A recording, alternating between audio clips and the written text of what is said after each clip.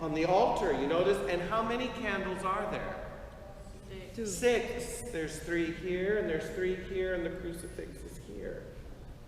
Where did that come from? Guess. What about the altar of incense? We don't have an altar with incense. Oh, the priests that walk around the altar, what do they do? Incense it. And they incense us too. Yes. Where did we get this idea from? The Hebrews. The Jews. This is the worship under the Old Testament. Look at the priest. I mean, you can't see it in this little tiny figure, but let me see if I can get a bigger one for you here. I mean, just look at it.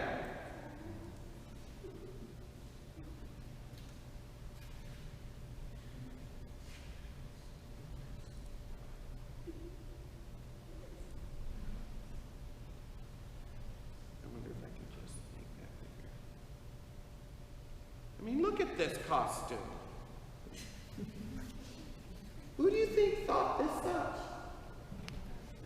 God did. He told the priest to wear this. Look, he's got a headdress. He's got a little tiara. He's got this this golden box with 12 different jewels in it.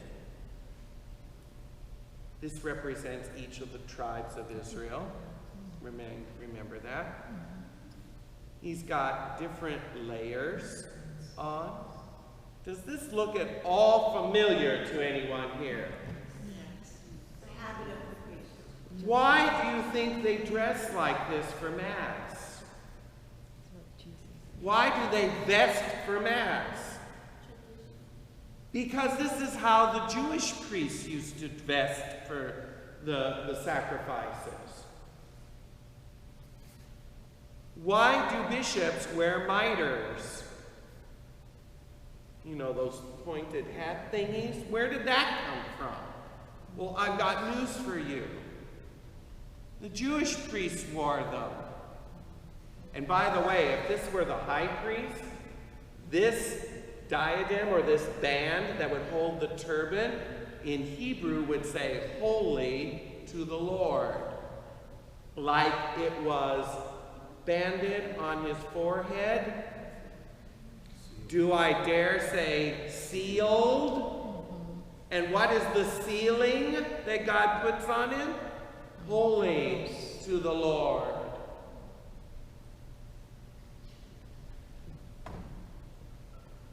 Of course, that means nothing to us now, right? That's the Jews just taking Deuteronomy 6 very literally.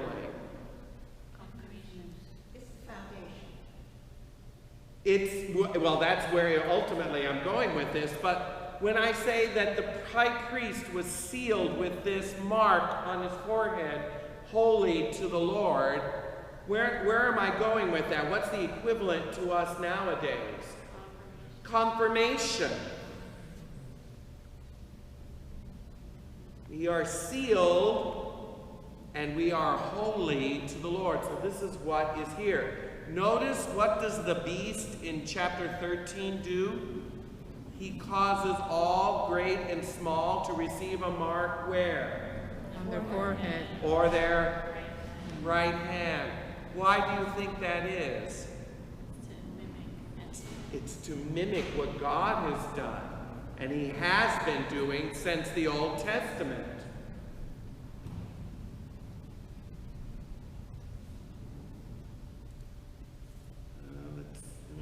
This is a good image. Oh, wait a minute, back it up. I think I saw it. Oh yeah, here's a good image.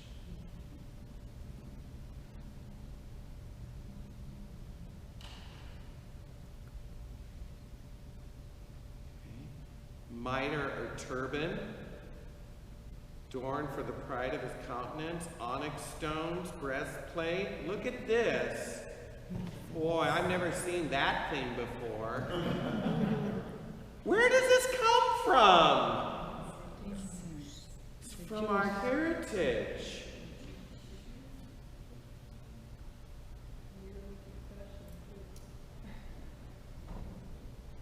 Where does this come from? Oh, the Catholic Church just invented all this nonsense. I've got news for you, my brothers and sisters. God invented all this nonsense. The Catholic Church is just the fulfillment of what all of this was but a shadow of.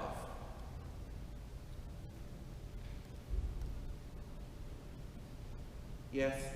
So the priest obviously represents, the victor of God in each command, right? And the vestments are the cosmology, the whole essence of God coming down to minister to his people.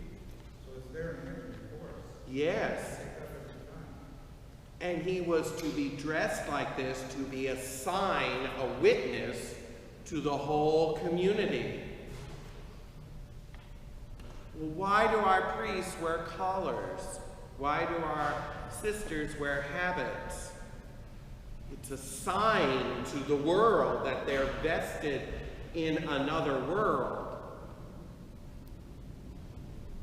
Yes. Question, and it kind of goes, but it kind of doesn't. So if it doesn't, you don't want to elaborate on it, maybe just answer me another day. But when we're going back to the stamping, can you sort of explain the indelible mark? As far as, I've heard that before. That Oh, confirmation, baptism, and holy orders makes an indelible mark on the Right. soul. Yes. Okay? Means it's something that cannot be reversed or repeated. Once a soul has been baptized, you can't unbaptize them. We don't really know what that is going to mean in the afterlife. It just means that you are marked for God versus not being marked for God. It just changes the character of your soul to be in alignment with God, and you can't undo it. Sin can't do it. Nothing can undo it. So, I mean, if you were trying to make a case for having somebody baptized, and they say, well, we'll let them get old, when they're older, they can decide for themselves. Mm-hmm. The idea is that this indelible mark may give them extra grace, possibly, if they die. It does, yes. Is that the idea? Yes. It marks them, whether they fully accept it or bring it to fruition to the very end is another story. Meaning what? Well, there are many baptized people that end up in hell because they don't fulfill the promises of their baptism. So is it, They don't live it out. So is it sort of the same thing if a person is going through confirmation, let's say, and they're kind of like, they're not wholeheartedly embracing the sacrament, they'll still receive the indelible mark. Yes. Correct? Correct. Yes. It's like a priest. Once a priest, always a priest. It doesn't matter if he falls into scandal, doesn't matter if he drops out, doesn't matter if he gets married. He is forever a priest. Is that indelible mark something that is in the Bible, or is that just something from the catechism? Is that more of a tradition, or how do we understand that? That's a good point. I would say it's a interpretation, it's an understanding of what we're reading here in the book of Revelation.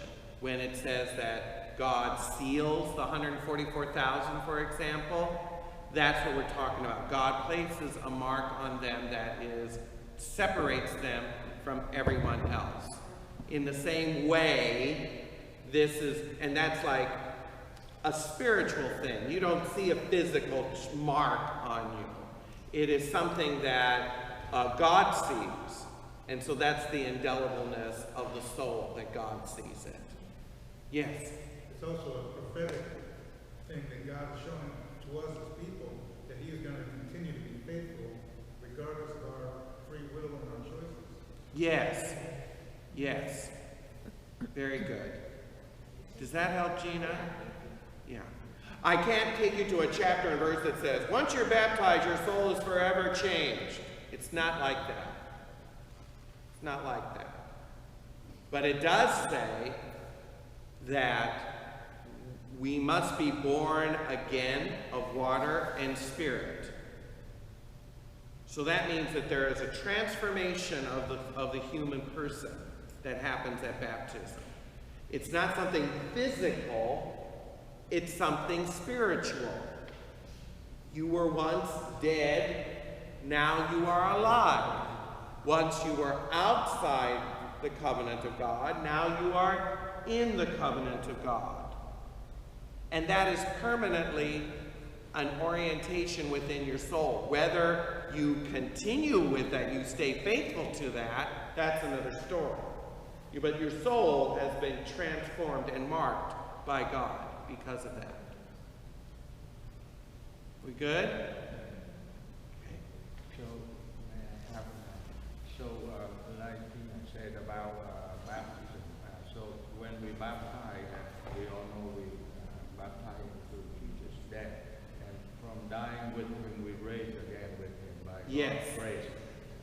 And to sustain the spirit in him, we have to continue to take the Eucharist. Yes, we have to. The sacraments are how we grow in the grace of God. So that's what I want to point out, that for other branch of Christian, like Protestant, they say that once a year is good, because I talked to a couple of people, including the pastor. They say, remember when Jesus on the last day he break the bread and said, take this and remember me of me. That's it. So he said that a memorial, but for our conception, our belief, our faith is that we sustain it in our heart, the Christ in it. That's Christ. Yes. That's not just a piece of bread. That's right. We just in memory of him once a year. Right. So that's the difference between. So that one more thing that we can say that Catholic is the right religion for us to, because Martin Luther, that he said, he from Catholic Church, and he said, with all the Catholic taught us, will he still be justified with God for all the things that he does as a priest, and he's a very good priest. Mm-hmm. And he doubted it, so he turned away from that, and he said that, sola scriptura. Right. That's why it's just the Bible. But then at the hypocrite of him is that he said that sola scriptura, but then there's a thing like faith only. Sola fidel is a faith only. But then actually St. James is the one that said faith without deed is dead. Mm-hmm. Is dead. So that's why he didn't believe in it. He called him apostle of the straw.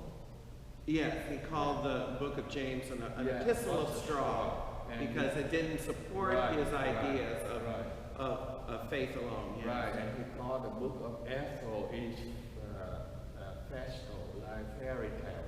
Mm-hmm. I mean, too much Jewish. Mm-hmm. And the book of Jonas is fairy tale. Mm-hmm. And the Revelation, the book of Revelation, he didn't understand at all. Right. Yeah. Mm-hmm. So that's what the concept on the faith is different. Their faith is they think that when breaking the bread is in memory. That's why they do once a year, or some churches do once a month. Yes. And with, like you say, like cracker and juice. Yes. Well, in Protestant churches, it is just crackers and grape juice. There is no sacrament about it. Baptism does not affect anything. It's just a good idea to do. And it doesn't. There is no idea of sacramentality in Protestant circles. There just isn't. And that is was one of the more difficult things for me to acclimate to, is this idea of sacramental theology, because it's so foreign to non-Catholic Christians. As biblically based as they are, and there's a lot of good that's in them, they have no idea, no concept of sacraments, because of this idea that we don't need material things. All we need is faith in God. And that's immaterial. It's a very cerebral, intellectual exercise. That's why their churches are halls, and you can meet in a gymnasium as well as on the beach. Because that has nothing to do with it. It's faith in God that matters. And they're right, but they're missing so much more. They're missing how God meets us in our physical bodies. And that's why he gave us the sacraments, so that we would have something to touch, to connect with on a real basis. Again, we're not angels, we're not pure spirits, we're not pure intellects. We don't relate to God in that kind of manner. We're embodied, and he demonstrated the ultimate sacrament by embodying himself for us. That way we could touch him and see him and walk with him and talk with him and not feel alone. And when he left us physical components to his mysteries: the bread, the wine, the water, the oil. All of those are physical things. Of themselves are nothing, but when they are applied with the words of the institution of God, they become the instruments through which our souls are transformed. Grace is embedded or imbued into our souls, and we grow in the grace of God. Do you hear what I'm saying? They did not have that in the Old Testament. They didn't. That's why this is such a glorious time to be in. These were but mere shadows of what God had prepared for us now. And I know I'm running out of time, so I want to end with this. God, as I said, has been slowly moving us over the centuries from being outside to being inside to this part. And that's what I'm getting at.